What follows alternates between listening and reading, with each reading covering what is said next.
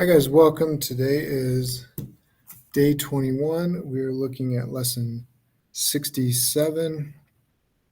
And today we're going to be covering geometric solids. There's some of our three-dimensional shapes.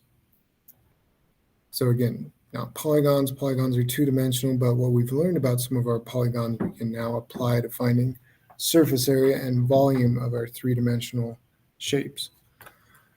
How they're drawn, again, this dashed line is usually to make it appear to have depth, so that way it looks three-dimensional. So we have a sphere, cylinder with congruent circles, top and bottom, a cone with a circle, comes to a point, cube, again, square faces that are all congruent.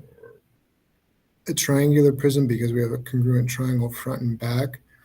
Now, we'll talk about in class what the orientation of them. Doesn't matter if we stack this triangle on the bottom or face it up top, or if we knock this cylinder on its side, it's still a cylinder. So just because we refer to the bases doesn't mean necessarily that it's sitting on that base. And I'll explain more of what that means. Pyramid, those are some of the different ones.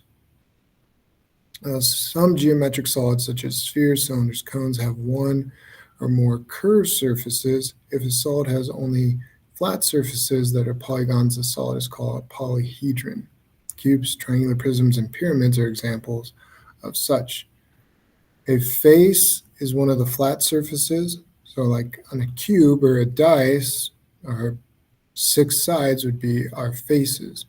An edge is where the faces meet, and then a vertex or vertices is formed where 3 or more edges meet. So 1, 2, 3. It's that corner of the cube or a triangular prism or the point of a cone, or a sphere wouldn't have any because it doesn't have any edges that meet. A pyramid would be up here, here, here, here, and here.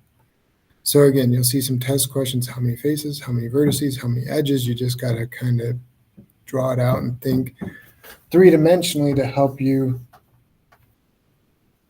understand how many faces, how many vertices, and how many edges the different solid may have. A prism is a special kind of polyhedron. A prism has a polygon of a constant size running through. So they kind of explain it in an interesting way here. The prism that appears at the opposite face of the prism and determines the name of the prism, so rectangular prism, triangular prism, octagonal prism, whatever it is. So this one, we have a triangle in that same congruent front and back, so that's what we have. When drawing, as you guys will learn, I'm not very artistic. What we try and do is draw the congruent shapes front and back and then stagger it, upper right or upper left or something, and then give it an appearance of three-dimension by connecting the corners and then drawing the shaded lines. And sometimes I feel like my eyes go cross and it looks like this is the back, and then all of a sudden it looks like it's the front, and it kind of messes with you. Triangular prism, draw the 2 congruent triangles, and then again, connect where they would be, making it appear like it has depth. Okay, example 1, imagine pressing a flat rectangular object into clay. What would be the shape of the hole that is formed? This kind of gets you to think about volume, but also what a prism is, because it's going to be that same rectangular object all the way down. So what's left is going to be a rectangular prism. So a basketball would be an example of a sphere. Ball is a great example of a sphere. A can of beans, that would be a cylinder because top and bottom are going to be congruent circles. A shoebox, that would be a good example of a rectangular prism. If we're thinking about a cube, so if you want to draw it out, or we want to draw out our cube. We have our cube here, and then it's tough to do on the board. It's probably even more difficult to do on this whiteboard, but as we kind of connect, that kind of gives it the appearance of 3 dimensions. I know it's really not, obviously, but that's what it looks like. And sometimes drawing it out will help us see, how many faces does it have. The nice thing about a cube is you can always think about a dice. 1, 2, 3, 4, 5, 6. Edges 1, 2, 3, 4, 5, 6, 7, 8. Let's see.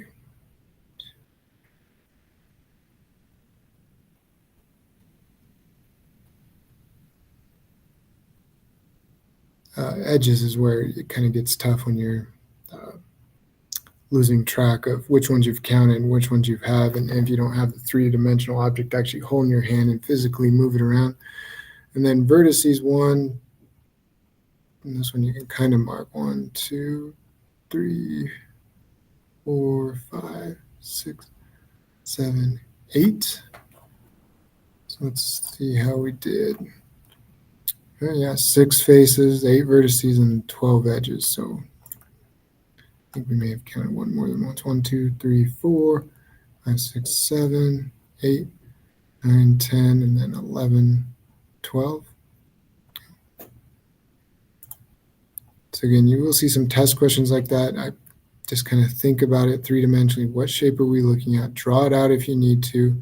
Do the best you can, and then that'll kind of help you visualize how many faces, edges, and vertices you have. Another thing, if it's a cube or rectangular prism, look around you. Look at our classroom. It's not a perfect rectangular prism, but it can kind of show where the ceiling and the wall meets. There's an edge. Where the two walls and the ceiling meet, there's a vertex. The wall itself, there's a face. So that can kind of help you think about it as well. Surface area, when we're working with that, if we're drawing prism or any three-dimensional shape and we think about its net, that can help us find the surface area. So again, front and back, we're going to have congruent rectangles, top and bottom, and then side and side. So we're going to have 6 different shapes because we have 6 faces laid out two-dimensionally, and then we can find the area of each individual polygon and add them together. So if we have 6, if each edge of a cube is 5, what is the surface area? Nice thing about a cube is it's congruent squares for the faces. So 5 times 5 would tell us the area of the square. 5 times 5 is 25, and then 25 times 6 gives us 150, and it's still area, even though it's surface area or down the road lateral surface area, it's still our units squared. A lot of examples there. We'll look at those. Again, we'll do a lot with three-dimensional shapes and get you guys comfortable with these.